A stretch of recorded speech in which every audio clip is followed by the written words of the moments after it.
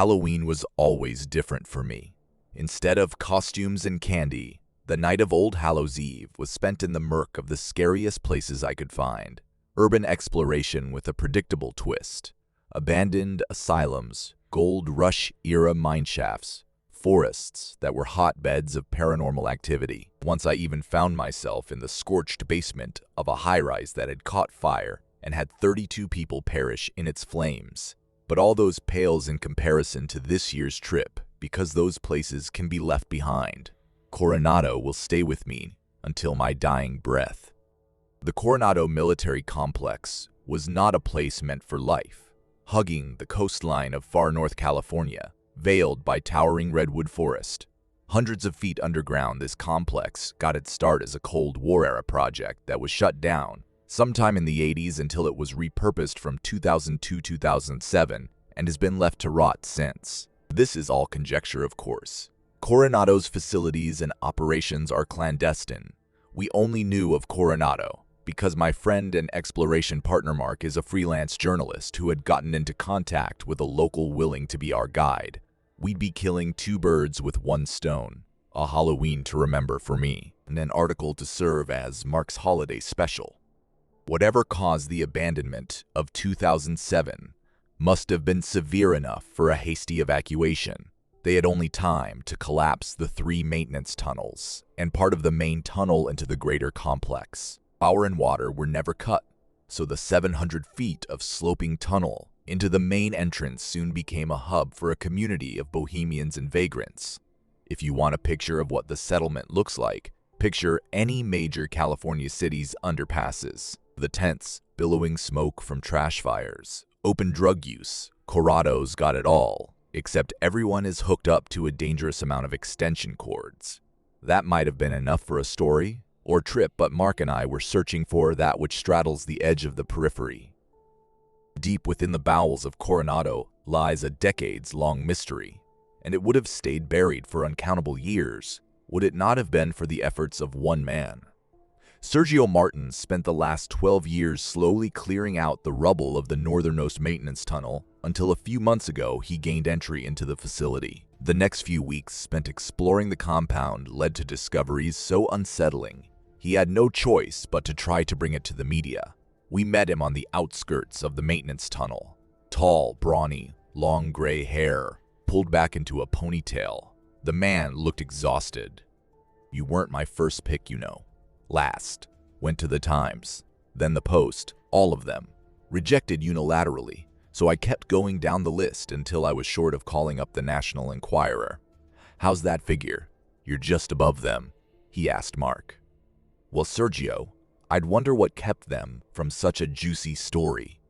Honest opinion? I think they're scared. They have a memo that's passed around saying stay the hell out of Coronado, but that's not stopping me from trying to get the word out. Even if it's a small magazine like yours. Paranormal, is that your angle? As long as it's out there, it'll gain traction and slowly people will come to know of Coronado. I'm a freelancer, and the publication I run isn't limited to the paranormal. I cover any oddity that comes my way. I'm eager to see what Coronado has in store for us." "Don't be," Sergio grunted, gesturing for us to follow. Mark and I exchanged a look of wordless skepticism and trailed him until we came to the threshold of the tunnel. Large slabs of collapsed concrete barred the entrance, except for a small sliver. Light beamed out from within, and with a nod Sergio led the way. It was a squeeze through into the chamber beyond. Shelf-lined and cavernous, it was storage, still lit by overhead fluorescence.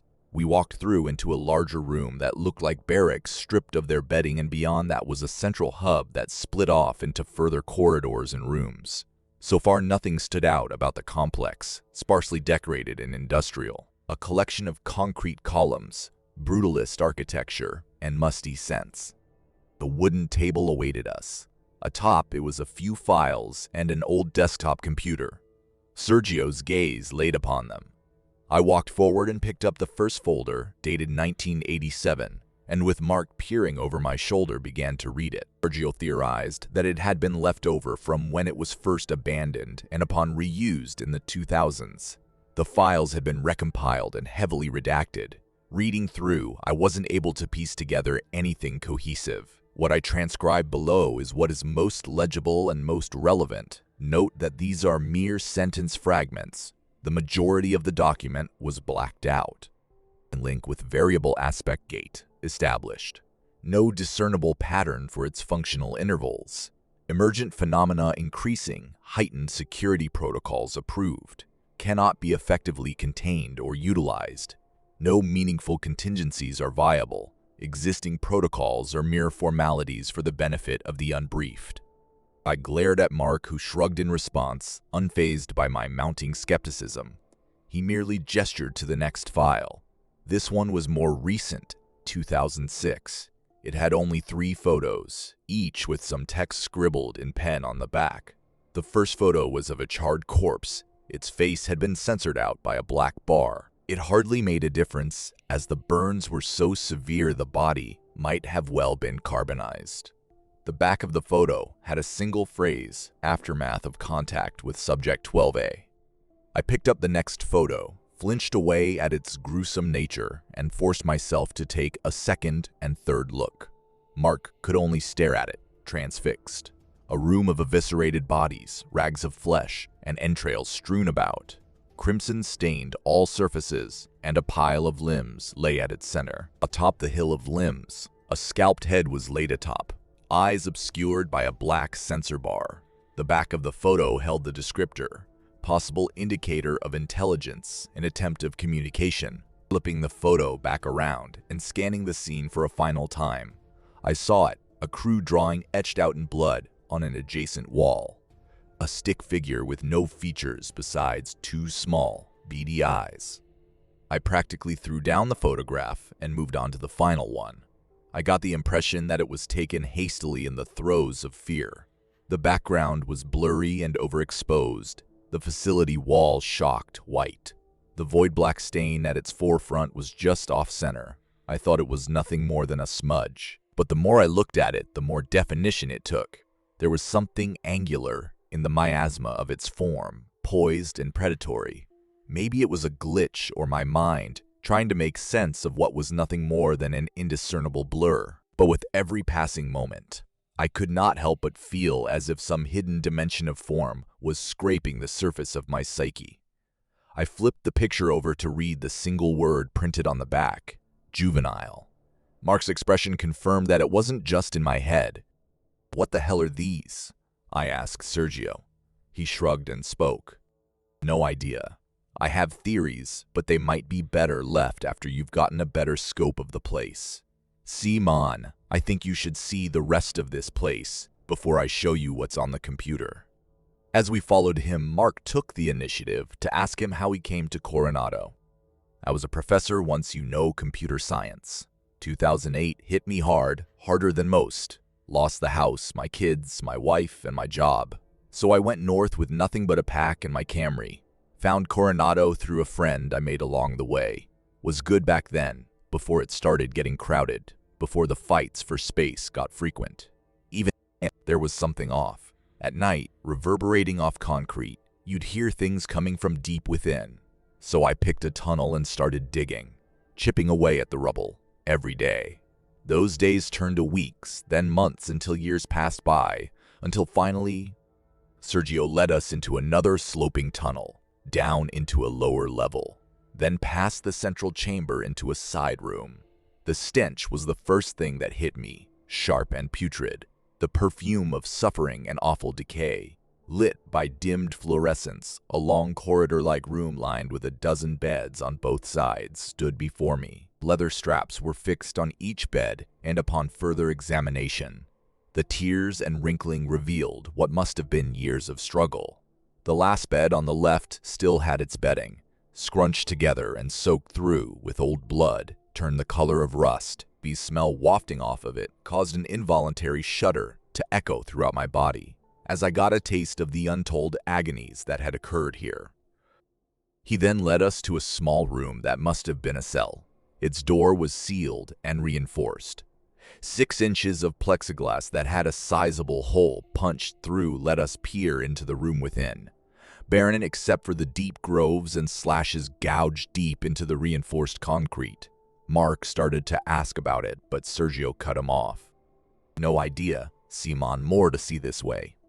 Once more, he led us to the central chamber and towards the northern end, where a towering concrete double-door barred entrance into what surely was the deepest part of the facility. There was no locking mechanism. With enough strength and leverage, one could haul the doors open. "What's that?" I asked Sergio. "Think it's the aforementioned aspect gate. Took weeks for me to work up the courage to pry it open and peer in. Nothing but a brick wall beyond. A friend from the camp once took a trip down here. Swore to me when he opened it there was a dirt wall.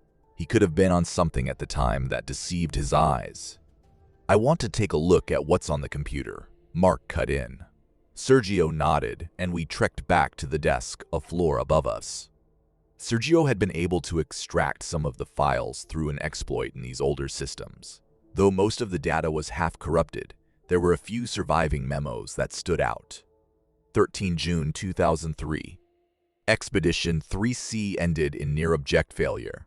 11 of the 12 of the crew were killed or Maya. One male was recovered. It was initially thought he was unlikely to survive more than a week. Through some as-of-yet unknown machination, his blood was altered. The coloration of his blood is as black as pen ink, has the viscosity of syrup, and his blood type is unidentifiable. Seminal fluid is also tear-like in color and viscosity. Further testing has been requested and is pending approval. 27 March 2004. No abnormalities in test group 776. All 14 were successfully implanted with variations of component alpha version 4. Predictably, tissue samples have been unilaterally rejected and led to sepsis. Terminate survivors. Fluid exchanges have yielded promising results, but massive organ failure after 3-6 days is all but guaranteed. Embryonic forms have shown higher attachment rates to host bodies, but all end in premature death of the host, usually within 12 days. For this reason, the gestation period is still unknown. No preference for male or female hosts. The neck and chest appear to have the highest rates of successful attachment. The lack of new results with this latest sample has urged our directors to demand greater application of variables. All current subjects are to be terminated. Approval for subjects ages 12 and younger is pending approval. I formally submit possible variables in expectant mothers, preferably between 8 and 26 weeks. Requests for both variables have been greenlit. Do you know how hard it is to pluck half a dozen pregnant women off the streets and make sure no one will miss them? They're yours, but please be frugal. 19 September 2006. The increasing frequency of breach events has fast-tracked this project into early termination. 6 months is the best we can hope for now. In addition, all requests for new staff have gone ignored. Disability is no longer a luxury we have. The only positive thing is that we're on the cusp of a breakthrough. Now is not the time for caution. What the hell were they doing down here? I asked. Want my opinion. Weapons development. Think about it. The Cold War arms race leads to some colossally messed up discovery. They bury it for decades until the next big scare triggers yet another arms race. Covert this time. They try and fail at controlling it, so they seal the place off, but also run for the hills because whatever they were messing with bites back hard enough to scare them badly. It's why they've never returned. Could have been an outpost of sorts. They do talk about expeditions. Maybe this is where they regroup and deploy. Mark said. Exploring what though? I asked. Don't think we'll ever know the truth of this place, Sergio replied. Mark turned to face me and spoke a single word gate, and wordlessly, we began the trek down. There, it waited for us, like dual monoliths, and letting my touch rest on the cool, rusted metal handles. I knew a great change was on the cusp of greeting us. Straining and grunting, we pried the gates open. I hoped to be met with a brick wall, a dirt barricade, and an empty room. The gust of hot air that gasped out and washed over us dispelled any notions of mundanity. I didn't understand what I was witnessing at first. Like that stained photograph, it was as if my mind was shielding me from the horror of the truth. But as the shell-shocked seconds crept by and understanding flushed over me, a scream caught in my throat. Pulsating flesh, deep crimson blood vessels and capillaries, a hallway. Rings of muscle held the walls in place, and they contracted and undulated. Intestine. Squinting, daring to peek in, I saw occasional dangling light bulbs cast dim light across the expanse. I wondered if they had always been there and the flesh grew over the hallway, or if they were part of the intestine itself. Like the corridor ended with another door. A simple red house door with a brass handle that glinted its invitation. A fleeting moment of compulsion nearly caused me to walk across and answer its call, but a firm hand on my shoulder grounded me back to sanity. Mark's eyes were filled with horror, and without speaking, we both knew we had to leave. Scrambling back to the doors, we began the frantic push to seal the aspect gate. Our groans and efforts halted at a noise so subtle it might have gone unnoticed if our senses weren't on overdrive. The jiggle of a doorknob. The realization reignited our efforts with redoubled zeal. Someone, something, was about to breach through that red door. "Hurry!" Sergio hissed as the creak of a door swinging open spiked panic and adrenaline throughout my being. Mark was throwing his full weight into the door as the sound of the door creaking open drove me to do the same. The sickly squelch of steps, cautious at first, elicited a half-scream from me. The thundering sound of something sprinting on organic tissues and fluids was the last push we needed to close the door in the moments that thing was about to emerge. A ghastly, gasping shriek tore through the corridor and assaulted us with images of the agony about to be inflicted. I lost the fight against the urge to look at it, but Sergio was faster, slamming into the gate and forcing it shut. Silence fell as soon as those doors closed. "Sergio, what the fuck was that?" Mark hissed, backing away frantically from the doors. I don't know. That's never happened before. Variables, mess with them enough and you might get a different outcome. "We should leave now," I said. We emerged to the night sky, stars, and moon masked by thick storm clouds, casting a shadow over us. "So, you'll write the article?" Sergio asked nervously.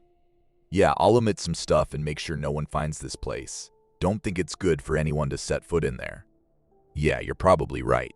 I think I'll start looking for somewhere else to live." We parted ways with Sergio shortly after, half-hearted goodbyes and a promise to send him a link once the article was out.